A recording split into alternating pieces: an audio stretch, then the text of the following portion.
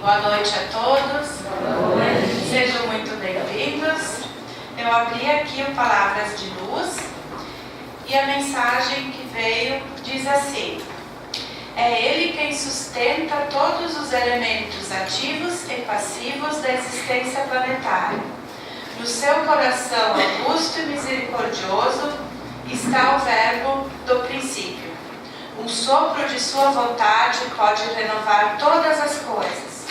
E um gesto seu pode transformar a fisionomia de todos os horizontes terrestres.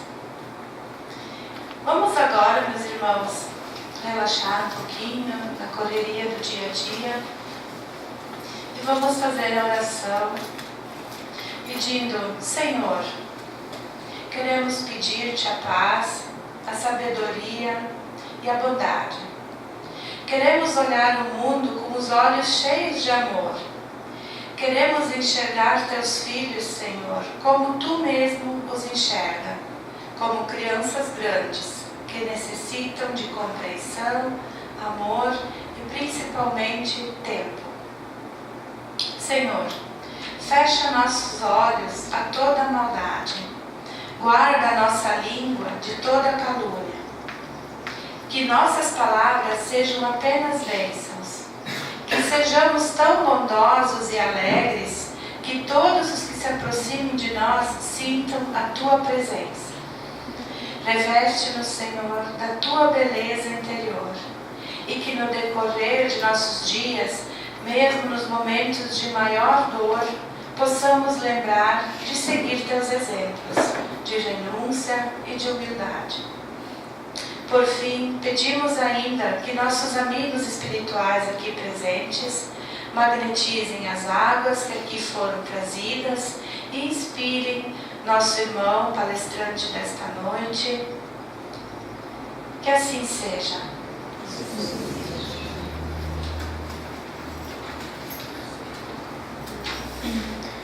Boa noite a todos. Boa noite. O tema que nós vamos trabalhar nessa noite é Nossos Filhos são Espíritos. E a gente vai trabalhar em cima do Evangelho, vai trabalhar em cima desta obra de Hermínio Correia Miranda, que tem esse mesmo título, Nossos Filhos são Espíritos. E lá no Evangelho, no capítulo 4, ninguém pode ver o reino de Deus se não nascer de novo. Jesus, à noite, foi procurado por Nicodemos, que era um senador judeu, e que questionou Jesus da seguinte forma, sobre a questão do que pudesse falar com relação à vida e falando das questões de que Jesus tinha vindo da parte de Deus, né? E Jesus lhe diz o seguinte: em verdade vos digo que ninguém pode ver o reino de Deus se não nascer de novo. E Nicodemos lhe pergunta, mas, né, como pode um homem nascer novamente, já velho e tal, renascer novamente? Como ele pode entrar no ventre de sua mãe para nascer uma segunda vez? E Jesus lhe responde que em verdade vos digo que se um homem não nascer da água e do Espírito, e aqui a gente pode observar que para os judeus, para os hebreus, o povo hebreu, o princípio material era a água. E a questão, Jesus aborda então, é preciso nascer da água e do Espírito. Não pode entrar no reino de Deus. E o que é nascido da carne é carne. E o que é nascido do Espírito é Espírito. Pois não espanteis de que eu vos disse, que é preciso que nasceis de novo. O Espírito sopra onde quer que ouvis sua voz, mas não sabeis de onde ele vem nem para onde ele vai. Ocorre o mesmo com todo o homem que é nascido do Espírito. Nicodemos lhe questiona, como pode isso se dar Jesus diz que, como podes ignorar isso se sois mestre em Israel e ignoras essas coisas? Em verdade, é que não dissemos nada do que não testemunhamos, senão o que vimos, e entretanto, vós não recebeis nosso testemunho.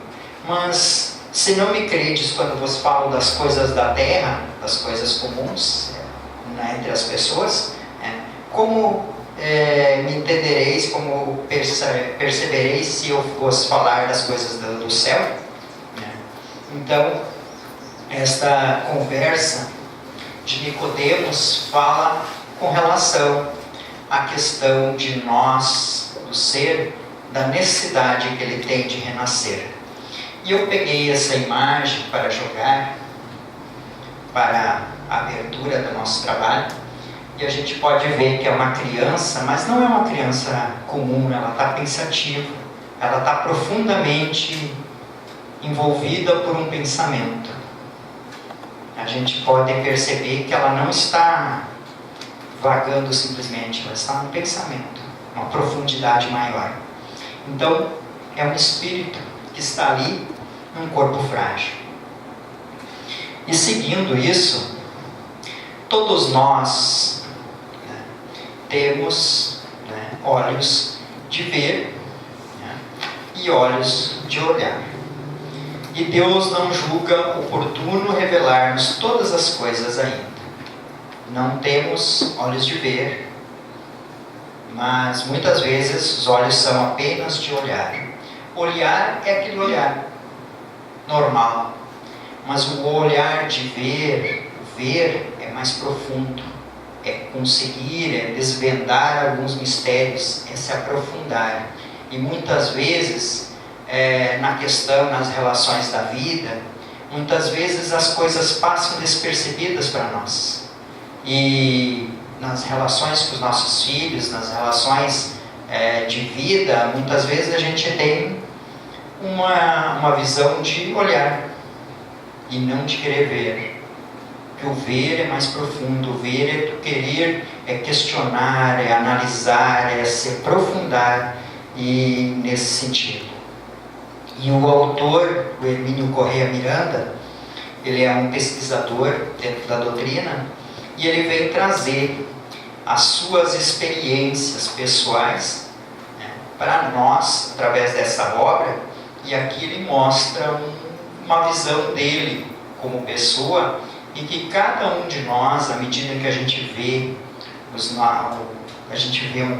um espírito, uma criança que a gente recebe no lar, que a gente tem no lar, mas assim, a gente tem uma percepção dela.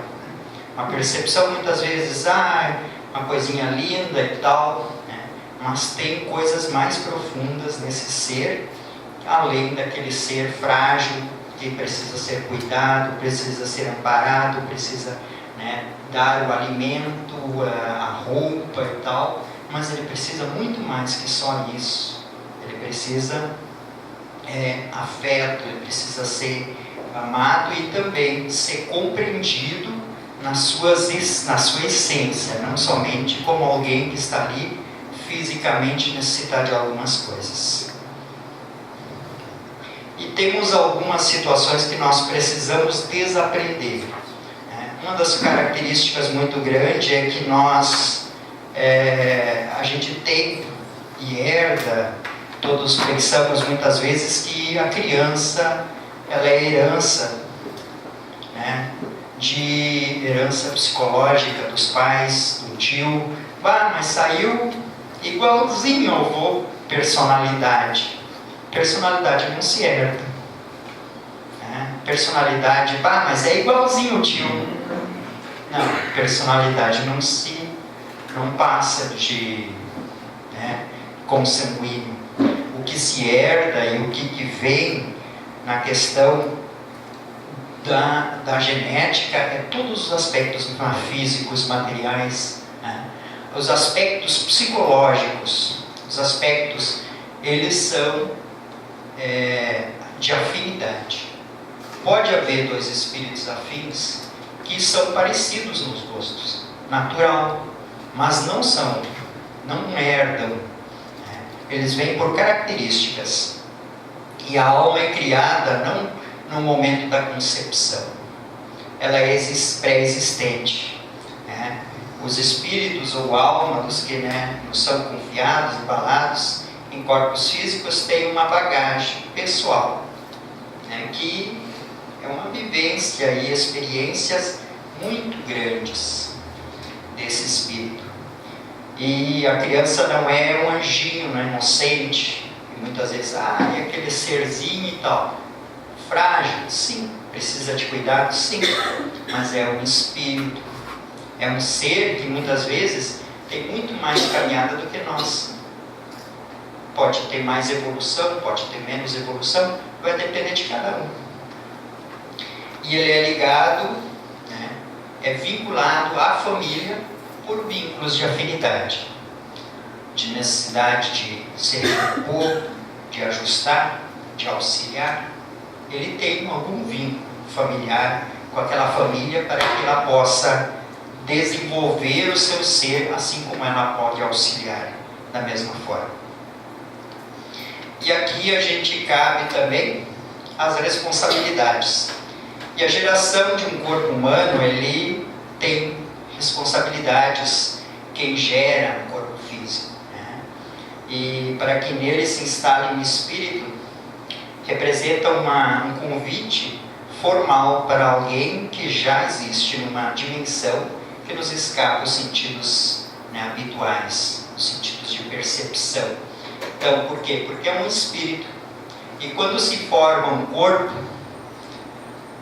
todo corpo, a princípio, tem o convite de um espírito para que venha habitar.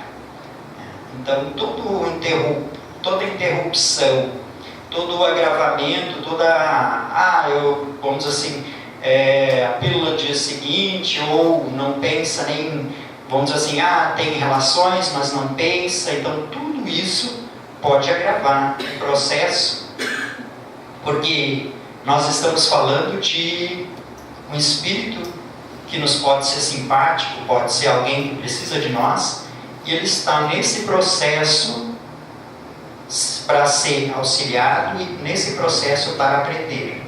E quando nós fechamos as portas para ele, a partir dos instantes em que de um aborto, de uma forma que a gente não quer que ele venha, ele vai perceber isso. Ele percebe isso, isso é natural. Ele sabe disso. Ele é um espírito. O espírito percebe as coisas pela questão do pensamento. E nós, envolvidos nisso, a gente fecha as portas de uma oportunidade para alguém.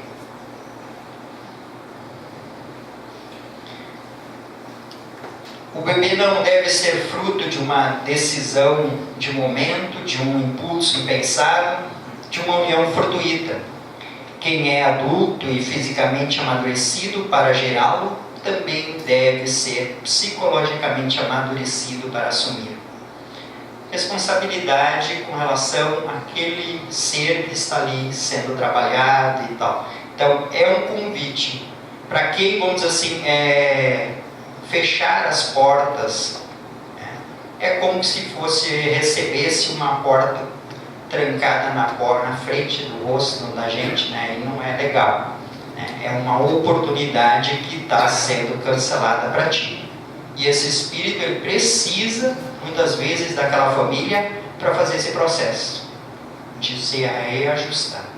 E a família precisa daquele espírito para se trabalhar os seus laços afetivos. Não se deve assumir perante um filho que está para nascer, não se deve assumir perante um filho que está para nascer uma atitude hostil, negativa, de rejeição ou de desamor ou indiferença. Por quê? É um espírito, percebe tudo,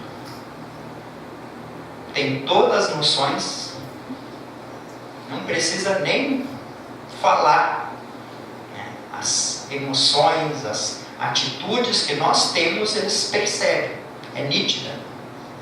E a gente vai logo mais adiante ver pesquisas que vão relatar isso. A interrupção da trajetória do corpo em formação representa uma fuga a compromissos assumidos, muitas vezes não só no momento do nascimento ou no momento da concepção. Assumido lá quando o casal se propôs, num processo de quando eu me proponho a vir renascer na Terra, eu já faço o meu programa, junto com a família, com quem eu vou me organizar como família, e quantos filhos eu vou receber. Então lá já está traçado os meus filhos. Então não é do momento, isso vem junto com a minha estruturação, que a espiritualidade me auxilia para que eu possa auxiliar outros também. Então essa fuga, o espírito, ainda que não totalmente ligado ao pequeno feto, recebe os impactos físicos e emocionais da violência e da rejeição. Ele absorve, ele recebe, ele sente, ele sofre. Então, isso é comum à espiritualidade. Os espíritos, eles percebem isso nitidamente, todas as manifestações. E aqui a gente vai ver estudos da doutora Ellen Van Bach, e ela tem um livro que é Vida Antes da Vida, e outros também, mas esse livro, e ela fez pesquisas com 750 pessoas, e dentro dessas pessoas, desses pesquisados, ela pesquisou através da uma psicóloga norte-americana, pós-graduada, e ela utilizou-se da regressão de memória com esses pacientes que vinham até o consultório dela, um trabalho sério na década de 70, 80, e ela fez esses estudos, e aí com isso ela catalogou, organizou e escreveu, montou um livro. E o autor aqui, o Hermínio, ele usou parte desse conteúdo para auxiliar o seu trabalho também. E aí ela, com esse trabalho assim, do transe hipnótico, levando pacientes a recuar gradativamente no tempo, em busca de lembranças do passado. Lembranças iniciais, mais recentes, próximo da sua experiência de vida física, recua pela juventude, infância, momento de nascimento, vida intrauterina, e vai ao período em que o espírito viveu como espírito, e também, finalmente, a vidas já vividas, vidas passadas. Tudo isso ela traz como experiências e coisas que ela fez nesse trabalho. E a gente vai ver alguns resultados dessas pesquisas, e que esses espíritos vêm dizer através dessas experiências, desses resultados. Muitos desses espíritos, eles abordam o seguinte: morrer até que é bom, nascer que não é nada interessante. Então ela contribui com aquela ideia que o Espiritismo traz: o renascer é mais doloroso do que o morrer. Por que isso? Porque é um processo, como Nicodemos diz lá na passagem com Jesus. Ele diz assim: mas como um homem pode, velho e tal, voltar a um ventre de uma mãe? Então o espírito, quando ele precisa fazer o processo de renascimento, ele precisa, vamos dizer assim, ele é conhecedor de todo a sua capacidade, seus potenciais, de toda a sua vivência, e ele precisa, dessa forma, diminuir de tamanho, ficar em miniatura do tamanho do feto. Só que isso é um processo que vai acontecendo lentamente, aos poucos. E aí a gente vai ver também que as pessoas não sentiam que o seu verdadeiro ser interior fosse masculino ou feminino. O espírito não tem sexo. Então ele não sente essa questão: eu sou masculino, sou feminino. Não tem isso. As pessoas experimentavam a sensação que existiam totalmente conscientes, como entidades independentes do feto. Antes de renascer ali no feto, eles eram plenamente independentes, autônomos, né, e depois vinculados ao feto. Objetivos planejados para a vida a ser vivida. Prioritariamente, aprender a relacionar-se e amar sem ser exigente e possessivo. Ninguém falou ali, das pesquisas ali, ninguém falou em ser rico, ter posição social, se dar bem na vida. Então, o que era? Prioritariamente aprender a relacionar-se. A grande dificuldade do ser humano. E também a amar sem ser exigente e possessivo. É a essência de todos esses irmãos que estavam ali nas pesquisas, o que eles buscavam. Também 81% dessas pessoas disseram que eles próprios haviam decidido renascer. Todos aqueles 81% queriam renascer. 68% declaravam ser relutantes, certos receios, né? Tensos e resignados ante a perspectiva de viver nova existência. Por quê? Porque é uma experiência que tu está com o espírito consciente de todas as tuas situações, mas você vai voltar a habitar no corpo físico, no meio de dificuldades e experiências, e muitas vezes a gente não vence. Então, se fica hesitante, fica. É natural. Mas se vem por quê? Por causa da necessidade de renascer e evoluir.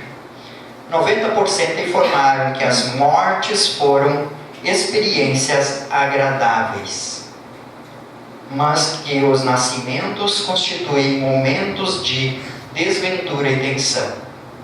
Voltando novamente, é melhor morrer no processo do que renascer.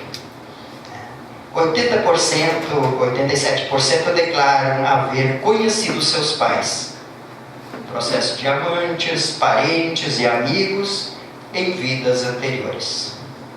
De alguma forma se conheciam e essa vivência precisa ser reajustada novamente. 89% disseram que somente se envolveram com o feto após 6 meses de gestação. Não é que eles não estão vinculados célula a célula do seu corpo espiritual com o feto. É que o espírito ele está mais liberto, mas aproximando-se o momento da concepção, ou melhor, do processo de gestação, do nascimento, o feto ele começa a se ajustar e fazer o seu processo de mineralização. Então, nisso, ele vai começando a perder a consciência. Então, até os 6 meses, ele está mais liberto, ele tem mais consciência, e a partir do instante daí, vai aproximando o seu processo de diminuição de tamanho, e ele vai perdendo a consciência. E aí a gente vai dizer muitas vezes, mas por que eu não me lembro de vida passada? Por causa disso.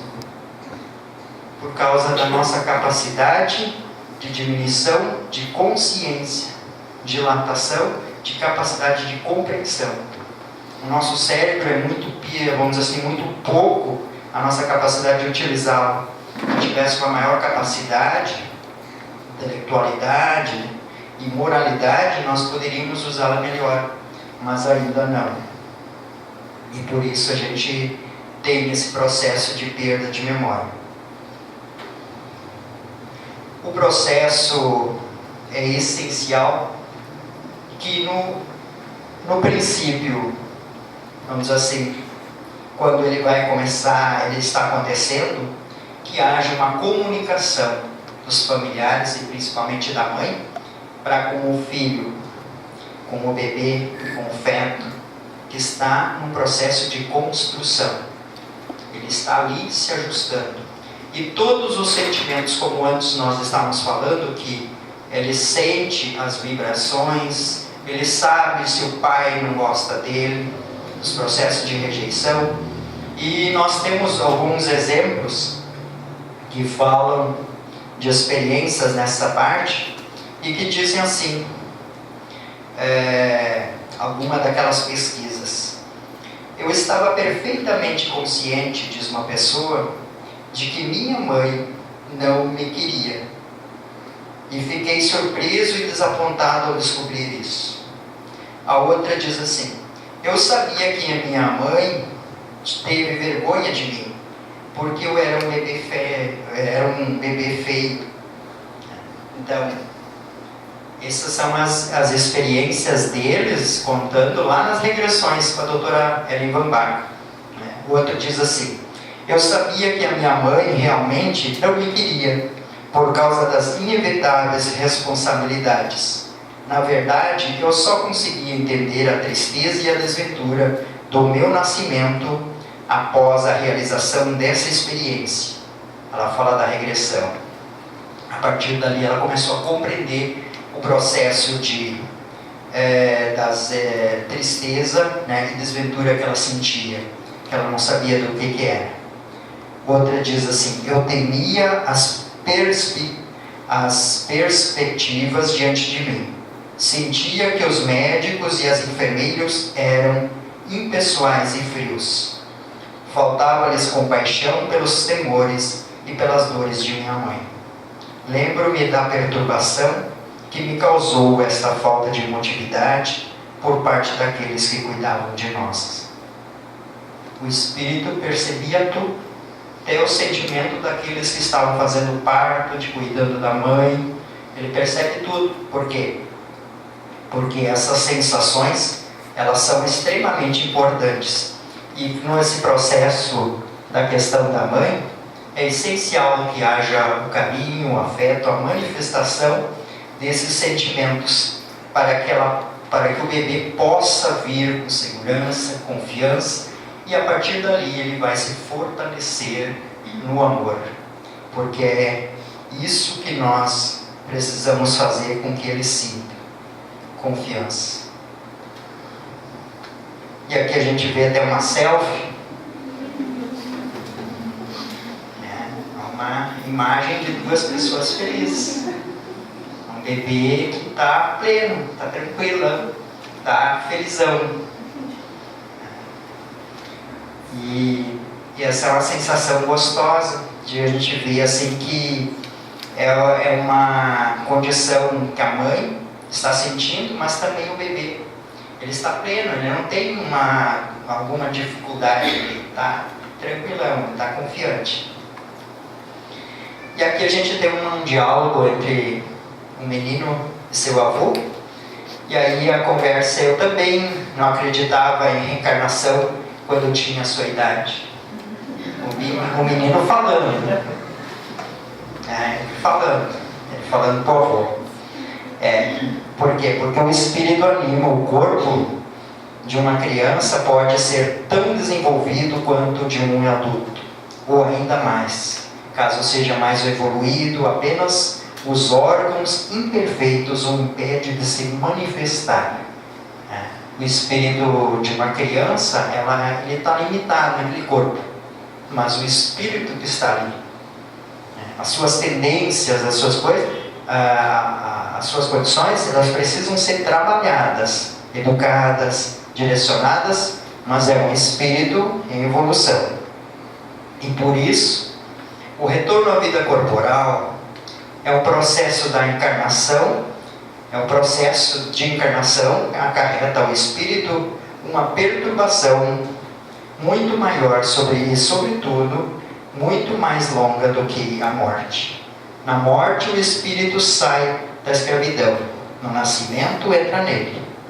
Na questão 339 do Livro dos Espíritos fala isso. E aí a gente vai ver que o espírito vive os primeiros anos de encarnação mais ligado ao corpo do que propriamente encarnado. A infância é como um tempo de repouso para o espírito. E o espírito, nesse processo, ele vai dia após dia, ele dorme muito mais quando ele logo renasce. Então ele muitas vezes ele está lá desprendido do corpo físico. E esse processo vai acontecendo, e cada dia mais ele vai se tornando mais consciente no corpo físico. E vai se fazendo o seu processo mais aqui. E à medida que ele vai crescendo, isso vai acontecendo cada vez mais. O espírito é mais acessível durante a infância às impressões que recebe e que podem ajudar seu adiantamento. É nessa fase que se pode reformar seu caráter e reprimir as suas más tendências. Por quê? Porque ele está mais sujeito à maleabilidade. A gente pode trabalhar ele de uma forma que ele possa, se ele tem tendências agressivas, a gente pode trabalhar nesse período, né? Auxiliá-lo para que ele possa crescer e vencer essas suas experiências. E esse é o momento e o dever de cada pai, os pais, né? É uma missão sagrada para a qual a família é constituída. É a importância da família, e nesse processo ela faz o seu papel ajustando aquele espírito nessa evolução dele. E aqui a gente vê um exemplo de pais, né? E pai e filho também, né? E só esquecemos o que sabemos. Por que não se lembrar das existências anteriores? E muitas vezes é um processo de ajuste e a gente não se lembra muitas vezes quem fomos, quem foi meu filho, quem foi minha mãe, quem foi meu pai, mas é o processo, todo o processo familiar onde nós estamos inseridos sempre é nessa condição. Reconcilia-te com o teu adversário enquanto estás a caminho com ele. Não importa onde ele se encontra. E se nós temos afetos já conquistados dentro desse processo, se nós conquistamos já afetos, que bom! Estamos ganhando, estamos somando, estamos trazendo para a nossa família espiritual mais irmãos. E isso faz parte do crescimento, da evolução de cada um de nós. E a influência do meio, dons e tendências específicos podem ser estimulados ou inibidos pela influência do meio, mas também pode a criança impor-se a eles, com maior ou menor segurança e determinação.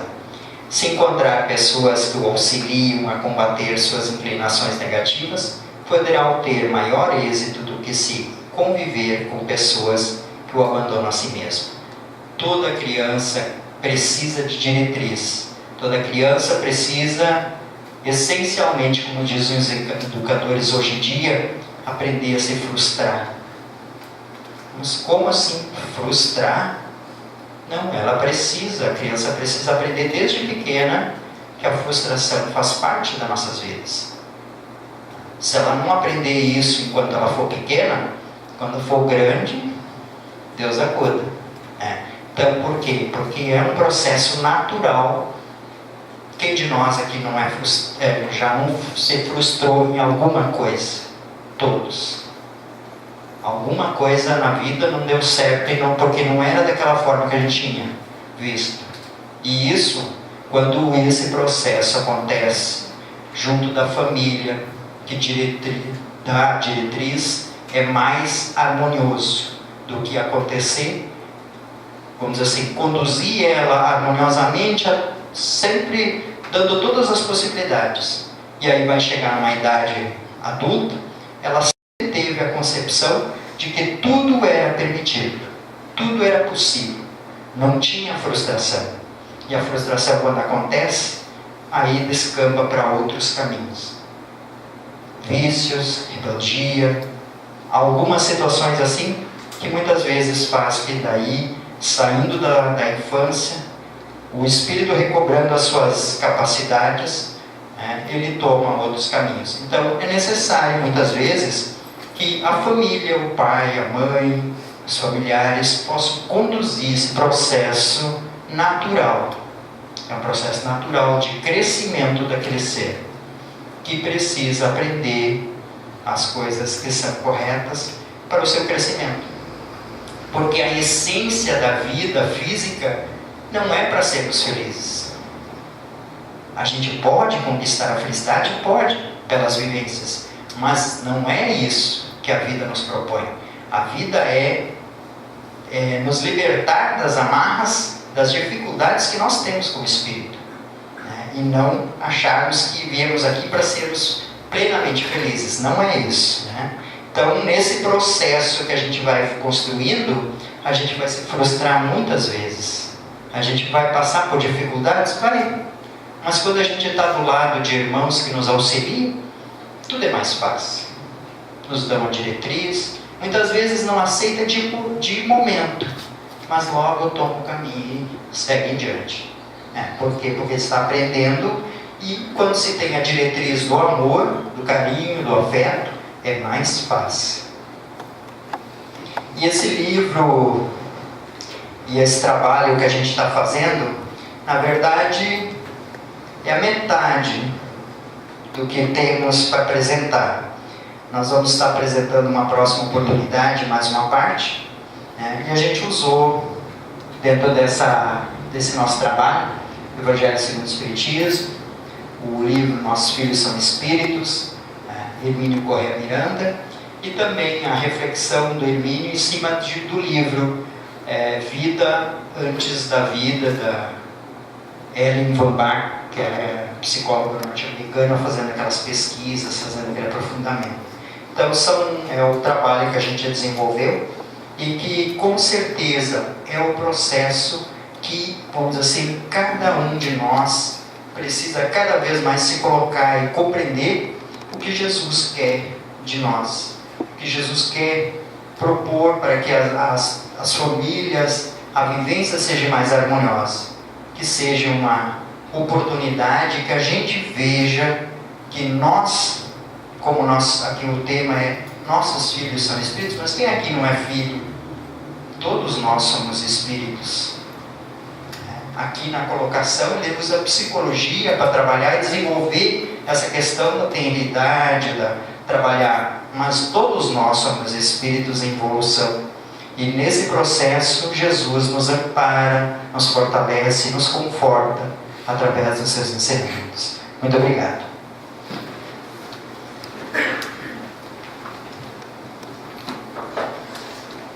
As crianças da evangelização podem subir, por favor.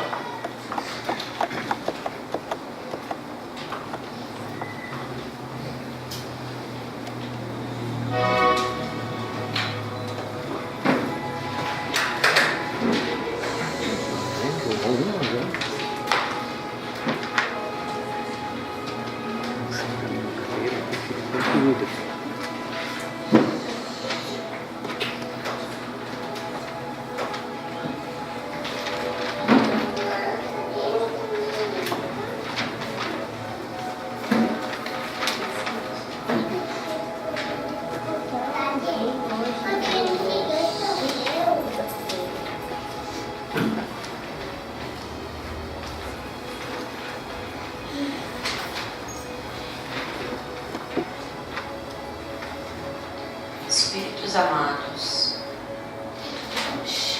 anjos guardiões, vós a quem Deus, na sua infinita misericórdia, permite velar pelos homens, seja o nosso amparo nas provas dessa vida terrena. Dai-nos a força, a coragem e a resignação. Inspirai-nos na senda do bem, detendo-nos quando nossos pensamentos, palavras ou ações nos levarem para o caminho do mal. Que vossa doce influência impregne as nossas almas.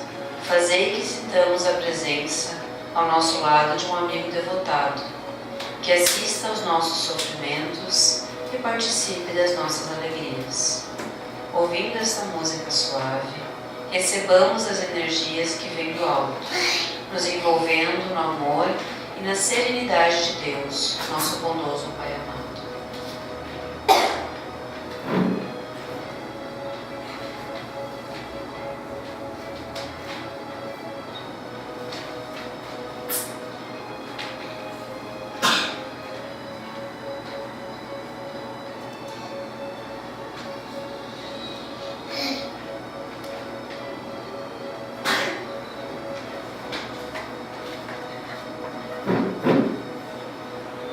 vós, meu anjo bom, nunca me abandoneis.